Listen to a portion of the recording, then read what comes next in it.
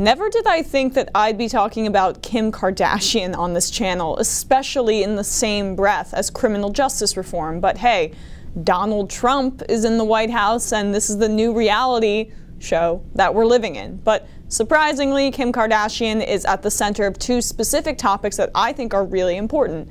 Number one, criminal justice reform, the topic that she came to the White House to discuss, and two, media bias and media outrage about Trump. So let's dive right in. Kim Kardashian West met with President Donald Trump and other officials, including senior advisor Jared Kushner, at the White House on Wednesday to discuss prison reform. The entrepreneur and reality television star has advocated for a pardon for a low-level drug offender named Alice Marie Johnson, who has served more than 20 years in prison. I would like to thank President Trump for his time this afternoon. It is our hope that the president will grant clemency to Miss Alice Marie Johnson, who is serving a life sentence for a first-time nonviolent drug offense, Kardashian West said in a statement Wednesday night. We are optimistic about Miss Johnson's future and hopeful that she and so many like her will get a second chance at life. So that seems great. Kardashian has long been criticized for being incredibly rich and not doing enough advocacy with her celebrity, but now she's taking a stand. One of the only things that Trump cares about is celebrity. So honestly, she has a better chance at getting through to him on this issue than the average normal person, say a professor who studies criminal justice reform. And Jared Kushner has made prison reform central to what he wants to accomplish. So in my opinion, all of the signs about this meeting are positive and good. But who is Alice Marie Johnson, this woman who Kim Kardashian is more specifically advocating for? The 63-year-old great-grandmother is currently serving a life sentence in prison for a nonviolent drug-related crime and was not eligible for parole. Johnson was convicted in 1996 on 8 criminal counts related to a Memphis-based cocaine trafficking operation involving more than a dozen people. She was sentenced to life in prison in 1997. Today, she spent more than 2 decades behind bars. Johnson became involved in drug trafficking as a way to make ends meet following a particularly rough period in her life. She lost her job at FedEx, where she had worked for 10 years due to a gambling addiction.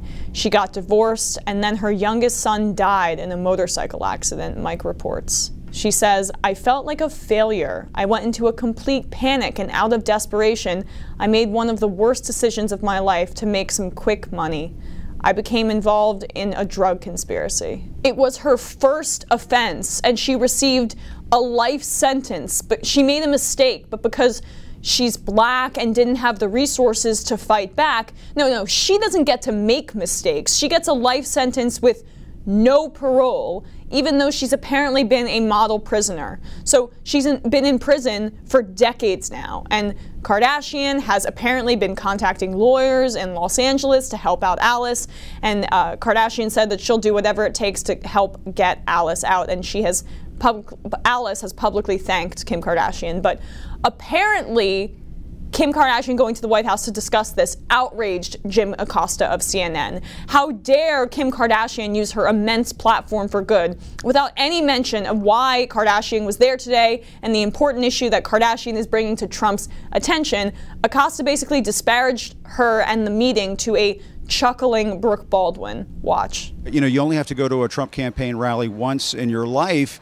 to hear the kind of hostility that he generates on an almost daily basis. And so it's a bit much, I think, for the White House press secretary from the podium to come out here and try to shame the media and say it's somehow our fault that Roseanne Barr put out this tweet. The president decided to weigh in on it. One question that was not asked of Sarah Sanders, by the way, was yesterday. She said that the president has more important things to do. Well, of course, sometimes there are not more important things than the president's grudges that he feels that he has to nurse on a daily basis, and that's why he posted that tweet earlier this afternoon going after ABC. He just can't help himself, Brooke, and that was in direct that was in direct contrast to what Sarah Sanders told reporters yesterday, that the president had other things to do, and yet here he comes out today and starts tweeting about Roseanne Barr. It just gets to the lack of seriousness. Forget about the fact that Kim Kardashian is here at the White House today and what planet that is anything resembling normal, because it's not.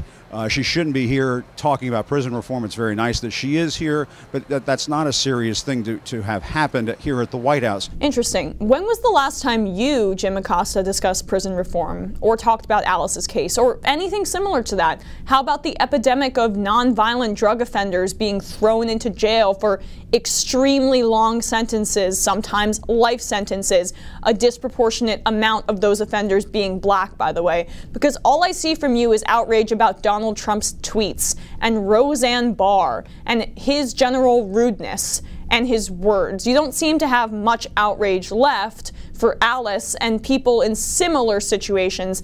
Did you reserve any outrage for her? Do you have any outrage in those stores of outrage left? No. Your outrage is reserved for Donald Trump's violation of decorum in the highest office in the land and the sullying of the White House. And you see Kardashian's visit as a continuation of that sullying. Never mind that she met with President Obama and took pictures with him, by the way. You see the precious White House as being defiled because in the mainstream corporate media, there is a fetishization of the presidency that is rampant. So when reality star Kim Kardashian goes to the White House, that is all you see. You know, she doesn't belong here. This is for gentlemen, and sometimes women, maybe not, of the federal government and career politicians that are basically bagmen for corporations, but I still see them as above it all. Not for reality stars like Kim Kardashian and Donald Trump.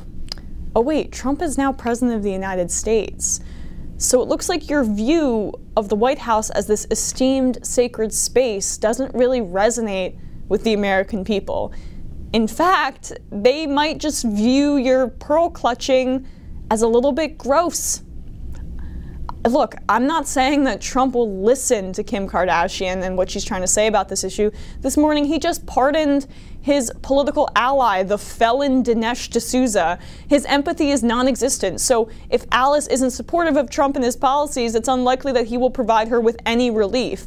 But Kim deserves credit for at least trying and at least talking about this issue, which is more than can be said for Jim Acosta in this instance.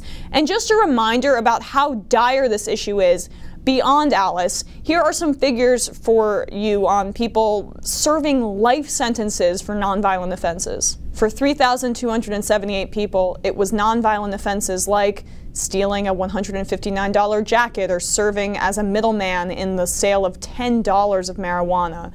An estimated 65% of them are black.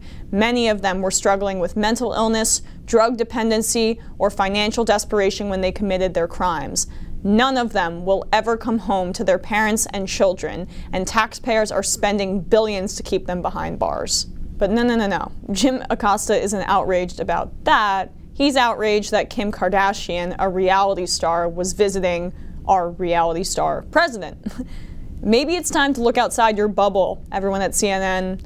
No one outside of Washington circles has this snobby attitude about who and who should not be able to be in the White House halls. And focusing your journalism on that angle is frankly just a circle jerk and helps no one, and certainly does not help people like Alice who desperately do need your help and could use your massive platform.